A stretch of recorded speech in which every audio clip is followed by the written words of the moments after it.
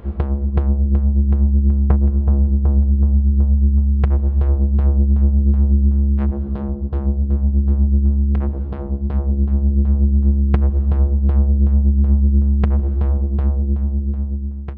folks, I'm Spencer, and on today's episode of Cult Mania, the buzz is back as we're discussing the brand new 2022 Texas Chainsaw Massacre. Texas Chainsaw 2022 is the 9th Texas Chainsaw movie, and I mean, by the time any franchise gets towards its 9th film, you're tending to think we're going to be scraping the bottom of the barrel. And I mean, on top of the fact this is the 9th film, there was a lot to make us all think this film was going to be utter dog poo.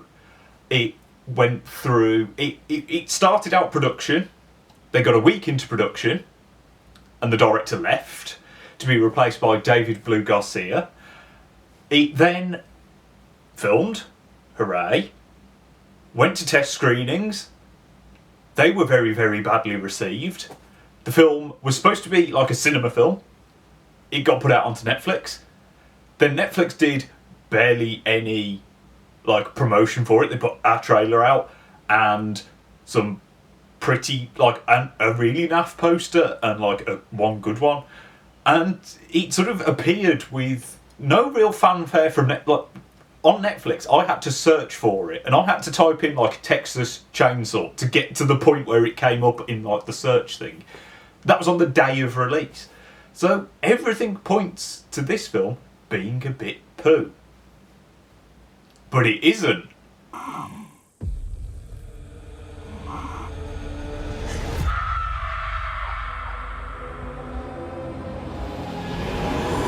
Now, I'm going to start off with probably the worst thing about this film. The story. So this is a legacy sequel direct like to the original Texas Chainsaw, the Tobe Hooper one. In that all that stuff happened, Sally at the end of that one, spoiler alert, escapes, and Leatherface and the family are all still, you know, about, apart from the hitchhiker because he gets run over. Anyway, so we're now in present day. A bunch of sort of influencer teens, early 20s people have decided to basically buy up the town in which on the outskirts of the original Texas Chainsaw Massacre happened. They arrive in town, they go to this gift shop in which there is a bunch of tat to do with the original Texas Chainsaw Massacre, you know, t-shirts, documentaries, a corkscrew that's got a chainsaw on it. Then they rock up into town, piss off everyone, most notably a family that are still living in the town, who, you know, Leatherface is one of, and he goes off on a rampage. That's your plot. We have a vision for this place. All it needs is young blood. I don't want to live here. This is a chance for people to start fresh somewhere safe. All of the characters, the young people, are annoying and hateable, and it's one of those things that actually this was a really wise idea because we all know that they are going to die, and it just gets on with the fact that they are going to die.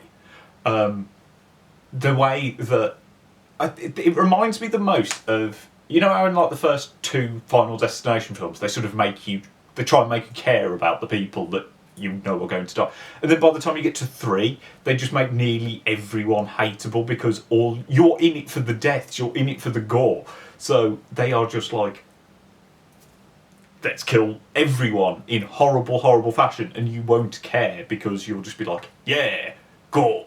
The only sort of really interesting plot thing that they have done, apart from attempting some sort of political commentary with the idea of these sort of young people coming to gentrify this area, which I get what they were getting at, but it doesn't really do anything of interest with the idea, is that they bring back Sally from the original. Now, Marilyn Burns passed away quite a few years ago now, so this time Sally is played by Olwyn Fier. I'm very sorry if I've completely butchered how to pronounce her name. Most people would sort of recognise her from being in Mandy. And you know, it's very much that sort of thing that they've done with the new Halloweens, in like, she's been waiting for Leatherface to come back in the same way that Laurie's been waiting for Michael Myers to come back. Except for really, they don't probably do enough with her character. Although actually I quite like the idea that it almost uses the fact that you think she's going to rock up and be like the super badass hero, like Laurie is in the new Halloween, and that doesn't really happen, and it is a nice little sort of a subversion of what you expect is going to happen. But I mean, it's nothing particularly, you know, riveting or clever. 50 years I've been waiting for this night.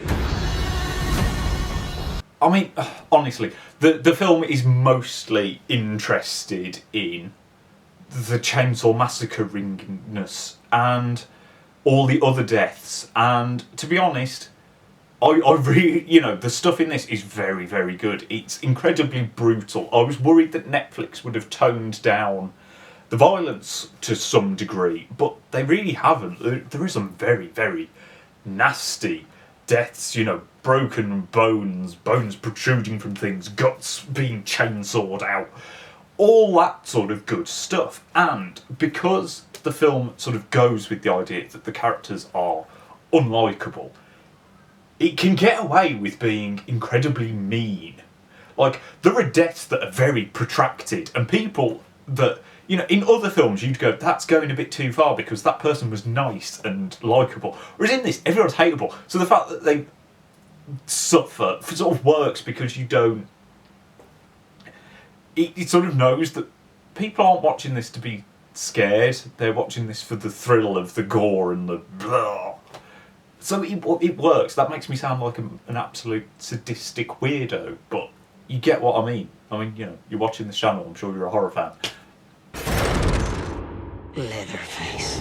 The film actually looks very nice. I know there was a lot made when they put out the first publicity stills of it. It looked like some sort of musical, or, you know, it was very boring to look at. But actually, there's some nice set pieces. It opens, sort of during the day, you get that very hot, very warm, you know, very orangey tone that the original film had, and that works very, very nicely. And then as you move into the sort of evening, you get this very heavy rainstorm. There's a really cool bit on the bus that everyone's turned up to the city in, where everything's got this blue, sort of overly saturated light.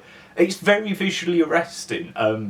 It's got a bit more to it than a typical Netflix film. You know, everyone knows the sort of very stock look that Netflix stuff has, and I think this benefits from being made not for them and just being bought by them, in the way Annihilation did. And, you know, there are some very clever shots. I mean, it doesn't, like I said, it doesn't flinch on the gore. A lot's been made of, you know, the shot where Leatherface sort of pokes out from the sunflower field. That's very nice. There's lots of shots early on where they try and hide him when he's not got the leather face, and they do that very nicely. It just looks, it's one of those things, it's been made by people that actually cared. It's, you know, it looks like money got spent on it. Oh my god.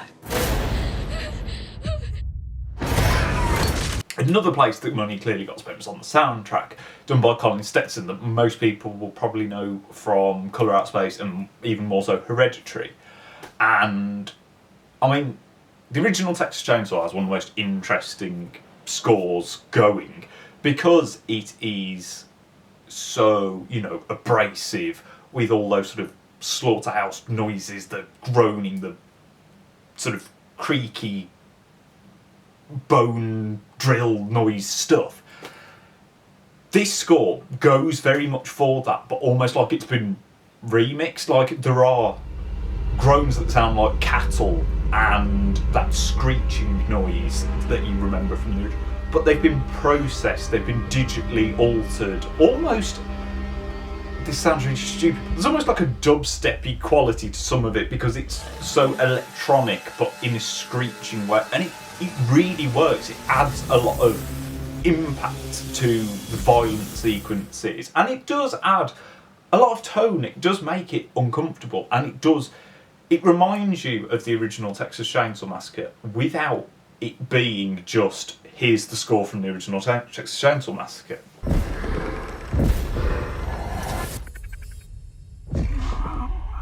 that links in actually with this whole legacy sequel thing. Like I said, I don't think they do perhaps as much with Sally as I think people were expecting.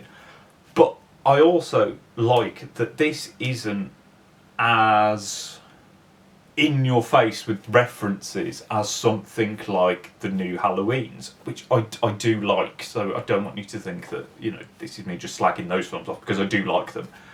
But it's not as constantly self-referential. You aren't, you know, it isn't constantly making nods to characters. People aren't saying, you know, they don't like wheel Franklin's wheelchair out at some point, or, you know, something like that. It doesn't constantly do that or mimic shots as much.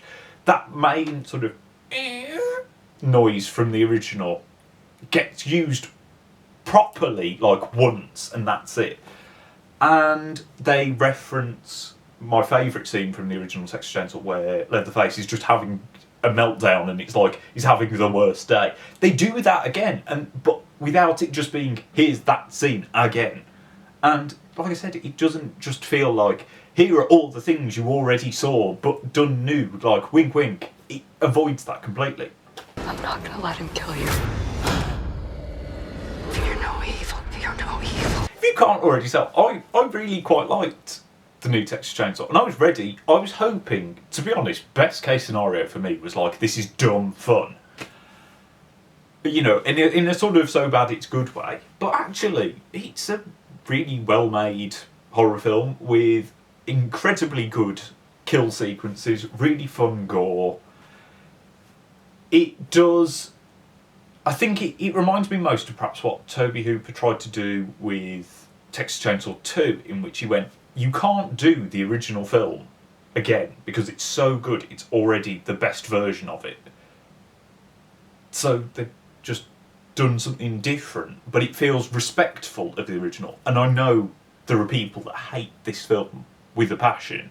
You know, there are lots of 1-star reviews. And I'm not trying to say that it's a, you know, 5 out of 5, 10 out of 10. It isn't.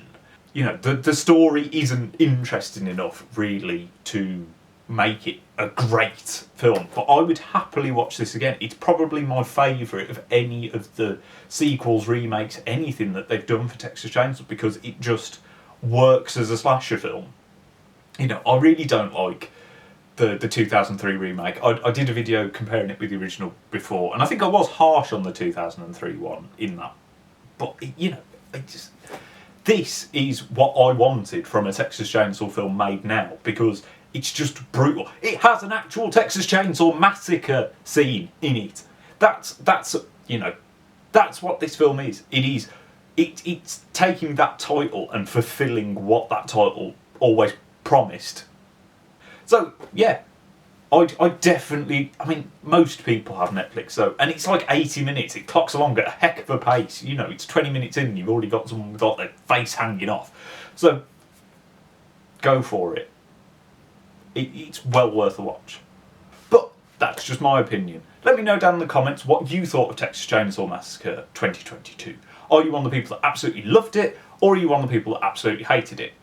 Like and subscribe so you don't miss any more videos, and I shall see you next time.